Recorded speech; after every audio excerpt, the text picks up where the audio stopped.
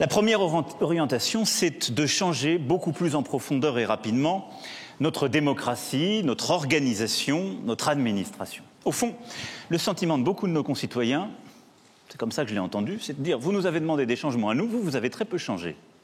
Vous êtes toujours avec les mêmes, organisés de la même manière, on n'a rien vu bouger. » Ce n'est pas faux. Alors sur le plan démocratique, les citoyens veulent être mieux représentés, participer davantage, avoir au fond une organisation plus efficace. Là-dessus, on a vu fleurir beaucoup de débats. Et je veux dire très franchement, après avoir beaucoup écouté, réfléchi, où je me situe. Je crois aux élus. Je crois aux élus de la République parce que l'élu a une légitimité, celle que lui procure l'élection.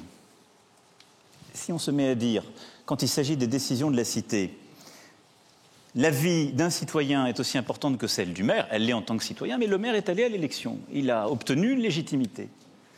Et donc je pense qu'il faut consolider cette place de nos élus dans la République, sinon il n'y a plus de décision possible, plus d'arbitrage qui se prend. Et au premier chef, les maires, qui sont le visage, le quotidien de la République, à portée, parfois d'engueulade, si vous m'autorisez cette expression, de remerciements et d'attachements aussi, et qui sont essentiels. Je veux conforter leur rôle par un statut digne de ce nom, simplifier les règles qu'ils ont parfois subies lorsque le pouvoir, les responsabilités se sont par trop éloignées sans qu'ils l'aient choisi. Mais la démocratie représentative est aussi essentielle. Et je ne veux pas que de cette crise, le rôle du Parlement ne soit en aucun cas fragilisé. Cependant, nous pouvons l'améliorer.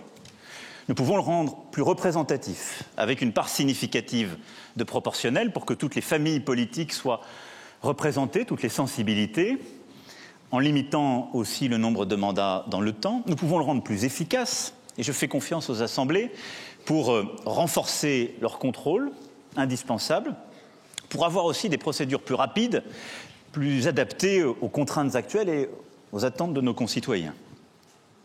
L'efficacité, c'est aussi la réduction du nombre de parlementaires, comme je m'y étais engagé, et qui est beaucoup revenu dans le débat. Mais nos citoyens veulent participer davantage, au-delà de ce que je viens de dire sur les élus et de notre démocratie représentative, et plusieurs questions ont émergé qu'il faut considérer. D'abord, la question du vote obligatoire, qui est souvent revenue. Je ne retiendrai pas cette option. Je ne la retiendrai pas pour deux raisons. La première, c'est que je ne crois pas qu'on répond à la crise démocratique par la contrainte. Je ne crois pas que lorsqu'il y a de la désaffection pour une élection et du désintérêt, on y répond en rendant la chose obligatoire. On y répond en redonnant du sel à la vie démocratique. Et à cet égard, la période que nous vivons, je le crois, est une partie de la solution. Ensuite, c'est qu'une fois qu'on a mis l'obligation, quand je regarde nos voisins, il est très dur de la faire respecter. Généralement, elle n'est pas suivie. Est-ce qu'on met des amendes? C'est très dur. Alors, certains proposent de priver de leurs droits civiques ceux qui ne vont pas voter. C'est un peu étrange. En tout cas, ça éloigne encore davantage du civisme et de la vie politique ceux qui ne se rendraient pas à cette obligation. Je n'y crois pas. Ensuite, il y a la question du vote blanc. C'est une question qui, depuis longtemps, travaille notre démocratie. Elle n'est pas négligeable. Et à juste titre, les gens qui votent blanc nous disent « je veux être entendu, je veux que ce soit pris en compte ». Est-ce qu'il faut lui donner une reconnaissance particulière? J'ai un moment été tenté par cette option, j'y ai beaucoup réfléchi et je ne la retiendrai pas. Je ne la retiendrai pas parce que, au fond, la crise de nos démocraties est aussi une crise d'efficacité et de capacité à prendre les décisions. Alors on peut avoir des projets dont aucun ne nous plaît totalement à une élection. Mais on doit choisir, parfois le moindre mal ou le mieux possible. Et ce choix est important. Parce que dans les moments difficiles de la démocratie, il faut prendre des options et il faut choisir. Et je sais une chose, c'est que quand on vit une période difficile, blanc, ça ne décide pas. Blanc, c'est l'agrégation des rejets, des refus. C'est trop facile. Moi, je veux bien être le candidat du blanc. On a toutes les voix dans la période que nous vivons. Mais blanc ne résoudra aucun problème. Monsieur X, Madame Y, oui. Qu'on soit d'accord ou pas. Enfin, il y a eu la question du référendum d'initiative citoyenne. Tel qu'il est proposé, il me semble remettre en cause la démocratie représentative, mais je crois malgré tout que nous devons donner plus de place à la voie référendaire dans notre démocratie. Et ce que je souhaite, c'est que, dans le cadre de notre réforme constitutionnelle, nous puissions aller plus loin sur le référendum d'initiative partagée qui a été créé il y a maintenant 11 ans dans notre Constitution, en simplifiant les règles, en permettant que l'initiative puisse venir de citoyens, 1 million de citoyens qui signeraient une pétition, et qu'elle puisse prospérer en projet de loi, et si elle n'était pas examinée par les assemblées, aller au référendum.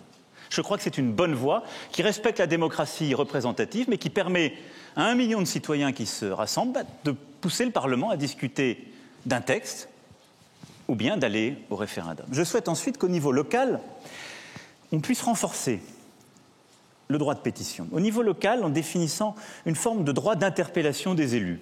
Au-delà d'un certain seuil qui sera à définir, les citoyens doivent pouvoir obtenir d'inscrire un sujet à l'ordre du jour d'une assemblée locale. Là aussi, je pense que c'est important et ça permet d'articuler la place légitime des élus, mais ce que les citoyens peuvent vouloir amener dans le débat public et voir pleinement reconnu. Et enfin, je souhaite que cette place de nos concitoyens dans notre démocratie ainsi revitalisée puisse aussi se faire par la réforme que nous devons conduire du Conseil économique, social et environnemental. Ce Conseil existe depuis la Constitution de 1958 et c'est une présence qui a des antériorités pour représenter la société civile. Nous en réduirons le nombre, mais à côté des grandes forces vives économiques, sociales, associatives qui y sont présentes et qui portent les grands sujets, je souhaite qu'on puisse avoir des citoyens tirés au sort qui viennent compléter cette assemblée et qui ainsi permettra à celle-ci de représenter pleinement la société dans toute sa diversité et sa vitalité. Et je souhaite que ce Conseil de la participation citoyenne, ainsi refondé, puisse reprendre l'ensemble des compétences de consultation qui sont émiettées entre plusieurs comités, parfois devant lesquels nos lois doivent passer, qui sont souvent peu claires pour nos concitoyens et qui créent beaucoup de complexité administrative. Je propose que cette réforme constitutionnelle, ainsi simplifiée, clarifiée, repensée, puisse être soumise par le gouvernement au Parlement à l'été. Et je fais confiance à l'Assemblée nationale et au Sénat pour qu'elle puisse, dans les meilleurs délais, prospérer et être pleinement effective. Mais sans attendre, dès le mois de juin, nous tirerons au sort 150 citoyens pour constituer ce début de Conseil de la participation citoyenne. Ce sera organisé au CESE actuel, avant sa réforme. Et nous commencerons à innover avec ce nouveau travail qui, je crois, répond aux aspirations profondes et permet de mobiliser l'intelligence collective de manière différente.